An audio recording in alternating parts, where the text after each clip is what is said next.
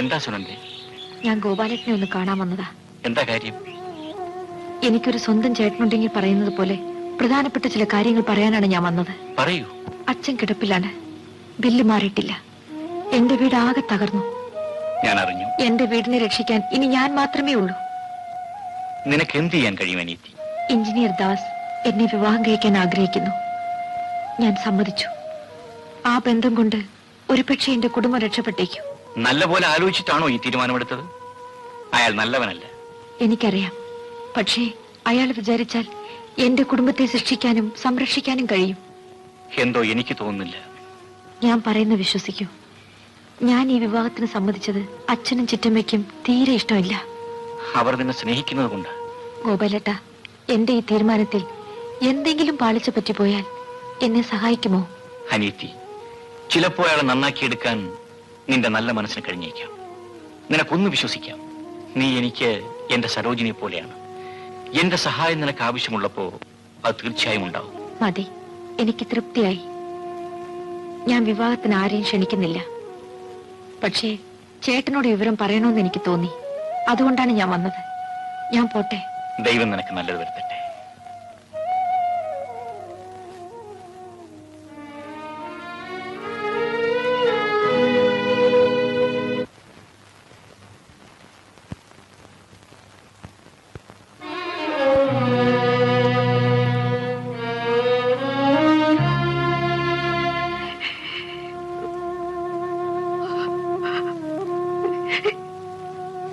അച്ഛാ,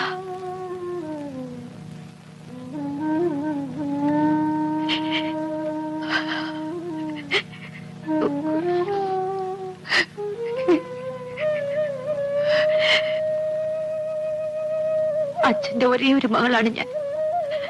അച്ഛന്റെ സാന്നിധ്യത്തിൽ വെച്ച് എന്റെ വിവാഹം നടത്താനുള്ള ഭാഗ്യം എനിക്കില്ലാതെ പോയി.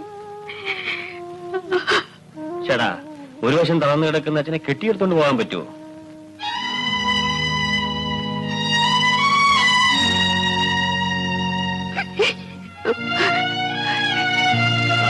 ഞങ്ങൾ അങ്ങോട്ട് പോവുക.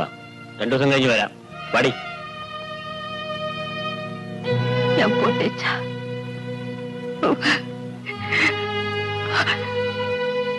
അച്ഛാ, ഞാൻ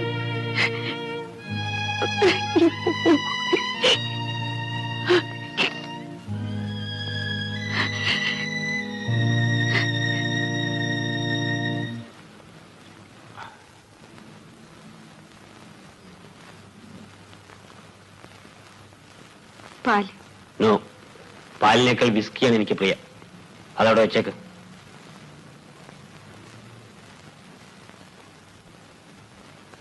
ഇവിടെ ഇരിക്കേ.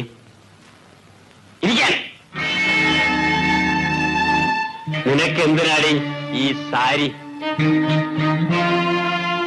വാടി ഇവിടെ. ഇവിടെ വാടി. എന്താടി, വിസ്കിയുടെ മണം നിനക്ക് പിടിച്ചില്ലേ? നിന്റെ ആ കോളേജ് കാമുകനില്ലേ, ആ പിച്ചക്കാരൻ ചെറുക്കൻ, അവൻ കുടിക്കില്ലായിരുന്നു? നിന്റെ നേതാവ് ഗോപാലൻ പട്ടച്ചാരയമല്ലടി മുങ്ങുന്നത്? പറയടി. എനിക്കറിയില്ല. നിനക്കറിയില്ലേ? ആ, അന്ന് നീ കാറിൽ വെച്ച് എന്റെ ഏത് കവിളിലാ അടിച്ചത്? ഓർമ്മയില്ലേ? ഈ കവിളി. ഇവിടെ ഒരു ഉമ്മയ്ക്ക്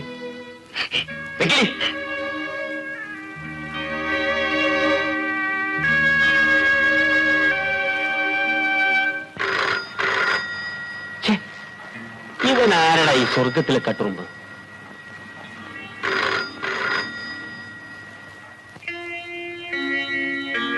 യെസ്, എഞ്ചിനീയർ ദാസ് ഹിയർ. ഓഹോ ഓഹോ, ആ ശരി.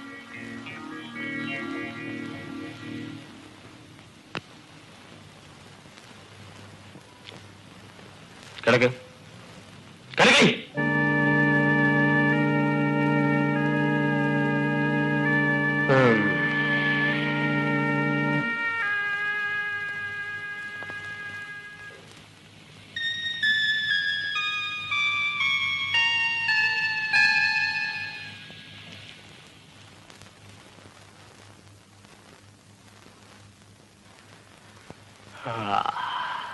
നീ എഴുന്നേറ്റോ?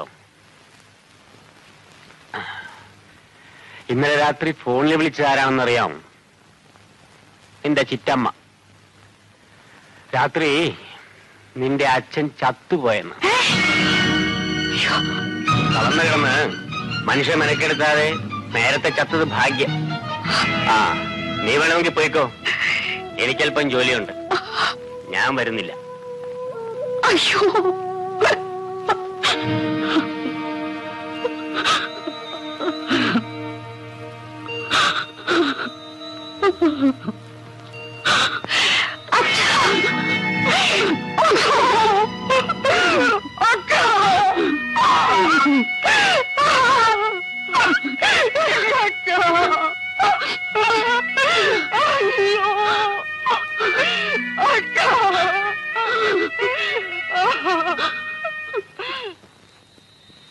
നാണപ്പനോ, നീ എന്താ ഇങ്ങ് പോന്നത്? പൊന്നമ്മ ഒറ്റയ്ക്ക് കിടന്ന് ഉറങ്ങത്തില്ല, അതുകൊണ്ട് ഞാൻ അങ്ങോട്ട് പോന്നു. ആ പൊന്നമ്മ അവളിവിടെ ഇല്ല. ഇല്ലേ? നീ വരത്തില്ല എന്ന് വിചാരിച്ച അവളെ അമ്മ വന്ന് അവളെ വിളിച്ചോണ്ട് പോയി. അമ്മയോ? അമ്മയല്ല, അച്ഛൻ. ഏതച്ഛൻ? അച്ഛനല്ല, അമ്മാച്ചൻ. ഞാനറിയാത്ത ഏത് അമ്മാച്ചൻ? അമ്പളികുന്നത്ത് അവക്കൊരു അമ്മാച്ചനുണ്ട്. പറയണോ? അവളെവിടെ? ഞാൻ പറയാം. അണ്ടാക്കത്തെ ചത്തതുകൊണ്ട് നീ വരത്തില്ല എന്ന് വിചാരിച്ചു. എഞ്ചിനീയർ തന്നെ അവളെ വിളിപ്പിച്ചു. എന്താ പോയോ? ഞാനാ അവളെ അവിടെ കൊണ്ടാക്കിയത്. ചേട്ടാ, കല്യാണം കഴിഞ്ഞാലും സാറിന് വിടില്ലല്ലോ. പാമ്പും പഴയതാണ് നല്ലത്. സുനന്ദയെ കല്യാണം കഴിച്ചത് ഒരു വാശി തീർക്കാനാ. അത് കഴിഞ്ഞു. കിളവൻ കാലിയായല്ലോ. ഇനിയിപ്പൊ സാറിന് ഭാര്യയോട് അവിടെ താമസിക്കാമല്ലോ. ഭാര്യ ഏത് ഭാര്യ വന്നാലും നിന്നെ ഞാൻ വിടില്ലടി. കടിക്കുന്നില്ലല്ലോ. 2 ദിവസമായിട്ട് നിന്നെ കാണാതെ ഞാൻ കിറുക്ക് പിടിച്ചിരിക്കുകയായിരുന്നു. നാളെപ്പച്ചെണ്ണെങ്ങാനും അറിഞ്ഞാ എന്നെ കൊന്നുകളയും. പിന്നെ ആ പുളുന്താനൊന്നും ഇവിടെ എങ്ങും വരാൻ പോകുന്നില്ലടി. മുതലാളി മരിച്ചുകൊണ്ട് ദുഃഖിച്ചുകൊണ്ടിരിക്കും. ആ, എന്നെ വെളുപ്പിനെ ഉടനെ. പിന്നെന്താ, നീയേ ആ ബ്ലൗസം കഴിക്കേ. സാറേ, സാറേ, ആരാത്? ഞാനാ കംസൻകുട്ടൻ പിള്ള. സാറിന് തിരുവനന്തപുരത്ത് നിന്ന് ഒരു കമ്പി വന്നിട്ടുണ്ട്. കമ്പിയോ? നീ പോയാ കഥ തുറക്ക്.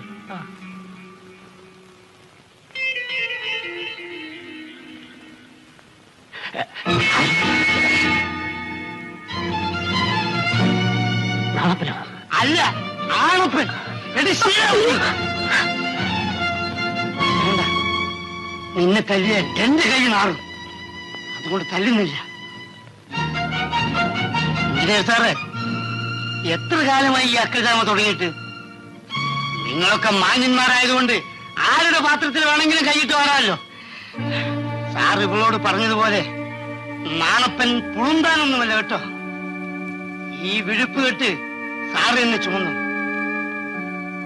സാറിന്റെ സഹായമില്ലാതെ ഞാൻ ജോലി ചെയ്ത് ജീവിക്കും. ആണുങ്ങളെ പോലെ ഇവിടെ നിങ്ങളുടെ കൺമുമ്പിൽ തന്നെ. ശിലാവതി, ഗുഡ് ബൈ.